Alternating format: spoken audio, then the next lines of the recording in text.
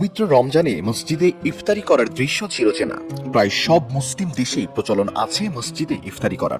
তবে হঠাৎ করেই সৌদি সরকার তাদের মসজিদে ইফতার করার নিষিদ্ধ ঘোষণা করে দিয়েছে।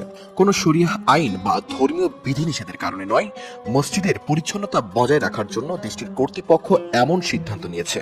দ্য নিউ আরবের প্রতিবেদনে এই তথ্য জানানো হয়েছে। এতে বলা হয়েছে, সৌদি সরকারের নির্দেশনা অনুযায়ী ইফতারি পণ্য নিয়ে মসজিদে যাওয়া যাবে না।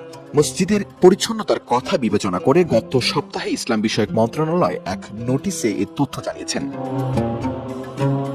ওই নোটিশে আরো বলা হয়েছে, ইফতারির পর অনেক নোংরা হয়ে যায় পরিবেশ, সাথে সাথে নামাজ পড়ার মতো কোনো পরিবেশ থাকে না অনেক সময়। তাই মসজিদের উন্মুক্ত স্থানে ইফতার করতে হবে। তবে ইফতারির জন্য অস্থায়ী কোনো রুম বা তাঁবু স্থাপন করা যাবে না মসজিদের আশেপাশেও। পাশাপাশি রোজাদারদের জন্য ইফতারি কিনতে ইমাম বা মুয়াজ্জিনের কাছে কোনো অর্থ সংগ্রহ করা যাবে না।